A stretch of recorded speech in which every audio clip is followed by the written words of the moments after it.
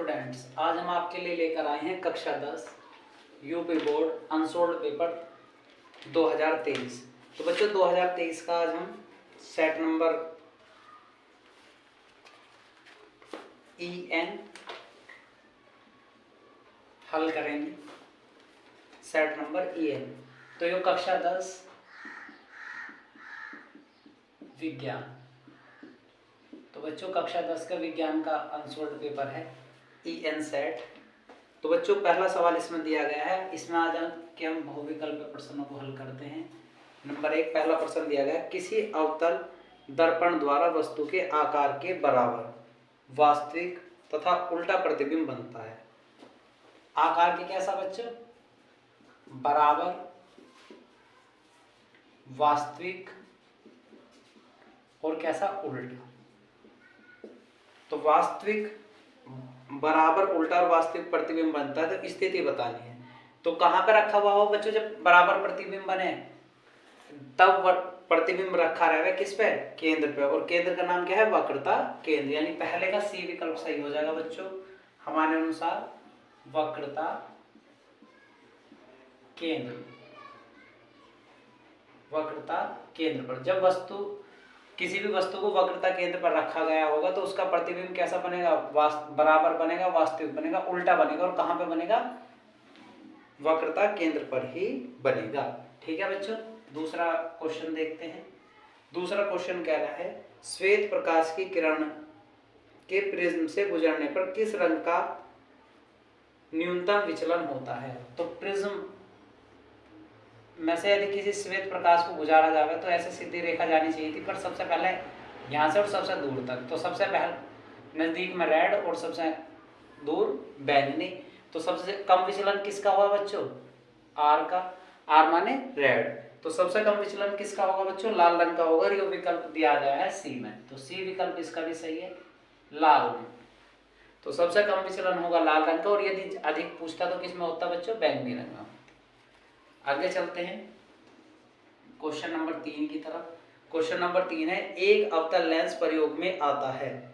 तो इसने दे रखे आवर्धक लेंस के रूप में कार के पीछे की ओर वस्तु को दिखाने में, निकट दृष्टि दोष को दूर करने में। तो अब बच्चों हमने याद कराया था आपको NADU, नाड़ु। N से क्या? निकट, A से अवतल, D से दूर, U से उत्तर।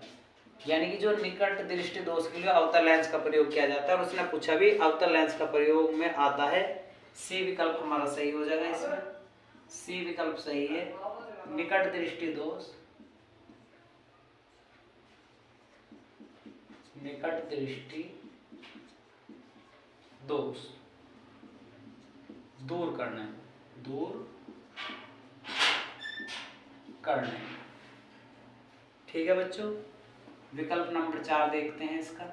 4 विकल्प दे रखा है, आंख में प्रवेश करने वाले प्रकाश की मात्रा को नियंत्रित करता है। आंख में जो प्रवेश करता है, प्रवेश उसे नियंत्रित करता है। कौन करेगा बच्चों? हमारी पुतली करेगी। और बच्चों यो भी सी विकल्प ही सही दिया गया है इसका, पुतली द्वारा। क्वेश्चन नंबर 5 दिया गया है, विद्युत शक्ति का सूत्र। तो बच्चों जो विद्युत शक्ति है उसका सूत्र हमसे पूछा जा रहा। तो विद्युत शक्ति किसे कहते हैं? P को। तो हमने P के 2 सूत्र पढ़े थे बच्चों, P बराबर VI। पर जब हम इस विकल्पों में देखते हैं तो P बराबर VI नहीं दिया हुआ है, यानी कि V यहाँ अलग दिया हुआ। तो हम जब V का मान रख दें, V का मान हमने ओम के नियम से पढ़ रखा, V बराबर क्या हो? IR। यदि हम V की वैल्यू रख दें IR तो ये क्या हो जाएगा? I और मिल जाएगा बच्चों हमें। P बराबर I हो जाएगा I²R। तो यानी कि I²R इसका विकल्प सही होगा। ये विकल्प B में हमें दिया हुआ है, P बराबर I²R। क्वेश्चन नंबर 6 की ओर चलते हैं विकल्प में।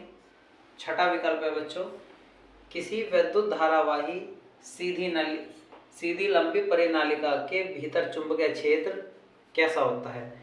यदि कोई सीधी परिनालिका है उसमें चुंबकीय क्षेत्र पूछे तो बच्चों चुंबकीय क्षेत्र तो कैसा है? सभी बिंदुओं पर कैसा है? बिल्कुल समान रहता है। तो यानी बी विकल्प इसका सही हो जाएगा। तो उत्तर बनेगा सभी बिंदुओं पर समान होता है, सभी बिंदुओं पर समान होता है। यानी कि चुंबकीय क्षेत्र कैसा रहेगा बच्चों, सभी बिंदुओं पर समान रहेगा। इसके बाद क्वेश्चन नंबर 7 क्या पूछा, भारत में प्रत्यावर्ती धारा यानी एसी की आपूर्ति की आवृत्ति होती है। एसी की आपूर्ति पूछी जा रही है बच्चों, एसी प्रत्यावर्ती धारा की आपूर्ति, बी विकल्प इसका सही है, 50 हर्ट्ज के आसपास, यानी आवृत्ति कितनी हो, 50 हर्ट्ज। तो बच्चों ये तो थे EN सेट के 7 विकल्प। इससे बाद में आगे देखते हैं रासायन विज्ञान के विकल्प। तो बहुविकल्प प्रश्नों में आपने 7 प्रश्नों को पढ़ा बच्चों, इन्हें उम्मीद है आपको समझ आए होंगे। देखते हैं इनके नेक्स्ट क्वेश्चंस। तो क्वेश्चन नंबर 8 से, तो 8 से अब ये रासायन विज्ञान के दिए हुए हैं, 8 से लेकर 13 तक। तो बच्चों 8वां विकल्प हमारे पास है आर्सेनिक तत्व है, क्वेश्चन नंबर 8। तो आर्सेनिक पूछा गया बच्चों, क्यों, कौन, आर्सेनिक, आर्सेनिक तत्व है। हमें विकल्प दिए हुए हैं धातु, अधातु, उपधातु या अक्रिय धातु। तो आर्सेनिक एस को कहते हैं और ये उपधातु की श्रेणी में आता है, यानी सी विकल्प इसका सही है, उपधातु। आर्सेनिक एक उपधातु है। क्वेश्चन नंबर 9, प्रोपेन का सूत्र पूछा गया बच्चों, प्रोपेन। तो प्रोपेन किसे कहना है, जब 3 कार्बन सिंगल बॉन्ड से जुड़े हुए हों, पहले कार्बन को CH3, इसके कितने हाइड्रोजन की संख्या 2 और इसे 3। तो कौन सा सूत्र सही बैठ रहा है बच्चों, हम इसमें सूत्र में फॉर्मूले में देख पा रहे हैं जो 4 दे रखे, इसमें ए विकल्प सही है और ये इसने हमें दे रखा CH3, CH2, CH3। ठीक है बच्चों, चलते हैं क्वेश्चन नंबर 10 की ओर। क्वेश्चन नंबर 10 में से एक हमें समीकरण दे रखी Fe2O3 plus 2Al2, 2Al2O3 plus 2Fe। तो हमसे पूछा गया ये अभिक्रिया कैसी है बच्चों, संयोजन अभिक्रिया, द्विविस्थापन अभिक्रिया, वियोजन अभिक्रिया, विस्थापन अभिक्रिया। तो एक एल्यूमिनियम था, इसने किसको विस्थापित करा, आयरन को, और अलग निकालते हैं। कितनी बार विस्थापन करा, एक बार।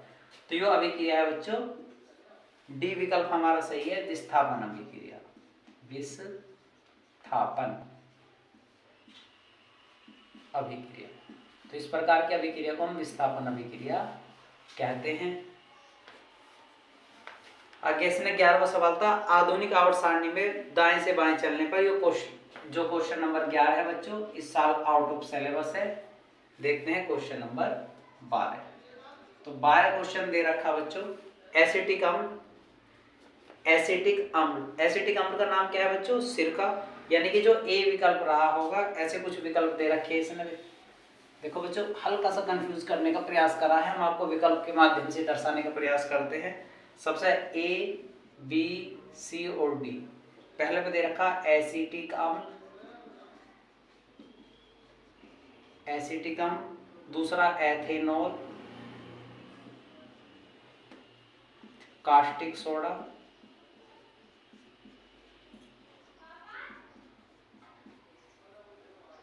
अपमार्जक, अपमार्जक। तो सबसे पहले देखते हैं बच्चों एसिटिक अम्ल। एसिटिक अम्ल का नाम क्या है, सिरका, यानी कि पहले का ए का हो जाएगा तीसरा सही, सिरका। एथेनॉल, एथेनॉल स्पिरिट, विकृतकृत स्पिरिट बनाने का काम आवे, यानी कि बी का बी ही रहेगा दूसरा। कास्टिक सोडा और कपड़े साफ करने में, तो कास्टिक सोडा क्या आप करें, साबुन का निर्माण करें, यानी कि ए विकल्प सही रहेगा। और अपमार्जक कपड़े धोने के काम आवे, तो यानी कि 4। तो हमारे हिसाब से 3, 2, 1, 4 सही होना चाहिए, और ये विकल्प नंबर 3, 2, 1, 4 विकल्प नंबर डी में दिया हुआ है, यानी कि पहला 3, 2, 1, 4। ठीक है बच्चों, क्वेश्चन नंबर 13 और रासायन विज्ञान का लास्ट क्वेश्चन। क्वेश्चन कहता है 25 डिग्री सेल्सियस ताप पर शुद्ध जल का पीएच मान है। तो 25 डिग्री सेल्सियस पर शुद्ध जल का पीएच मान कितना हो बच्चों, 7।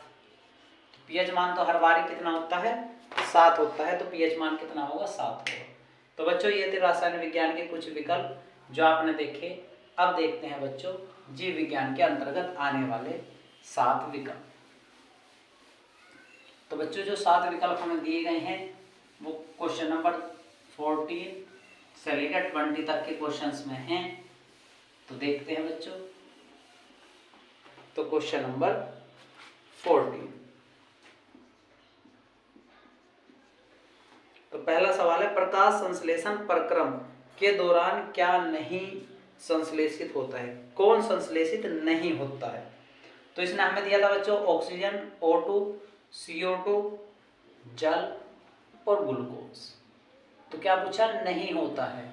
तो कौन नहीं होता, कार्बन डाइऑक्साइड संश्लेषित नहीं, सॉरी ऑक्सीजन संश्लेषित नहीं होता है, क्योंकि क्या काम करें, कार्बन डाइऑक्साइड तो दे रही है वो, कार्बन डाइऑक्साइड और ग्लूकोज। तो कौन नहीं होता, ऑक्सीजन संश्लेषित नहीं होता है। तो ए विकल्प का हो जाएगा O2 यानी ऑक्सीजन। आगे देखेंगे।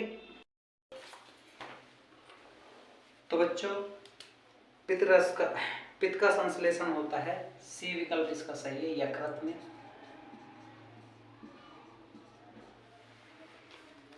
क्वेश्चन नंबर 16 दिया गया है मानव हृदय के कोष्ठों की संख्या होती है। मानव हृदय में ए विकल्प सही है बच्चों, 4 कोष्ठ होते हैं, 2 अलिंद और 2 नीले। क्वेश्चन नंबर 17 में हमें दिया गया है पुनरोधन भवन होता है। तो ये 2 तरह के पौधों में हुआ है बच्चों, इसके अनुसार डी विकल्प हमारा सही हो जाएगा, हाइड्रा और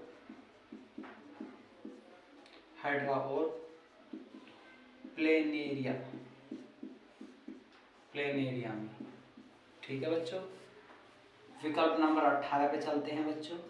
तो विकल्प नंबर 18 है पत्तियों द्वारा कायिक प्रजनन होता है। तो ए विकल्प इसका सही है बच्चों,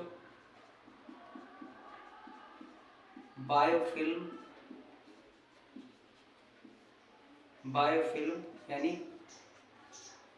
अबूजा में, बायोफिल्म किस जगह में, अबूजा में। ठीक है। डार्विन प्रसिद्ध थे अपने जैव विविधता के हेतु, और किस देश में वनों का देश कहा जाता है, डेनमार्क। ये सभी बाकी जो क्वेश्चंस हैं हमारे कोर्स के लिए नहीं है। तो बच्चों क्वेश्चन नंबर 19 और क्वेश्चन नंबर 20 इस वाले अनसॉल्व्ड पेपर में आउट ऑफ सिलेबस दिए गए हैं। तो बच्चों उम्मीद है आपको आज का वीडियो हमारा पसंद आया होगा। तो बच्चों वीडियो को ज़्यादा से ज़्यादा शेयर करें और हमारे चैनल को सब्सक्राइब करें। धन्यवाद।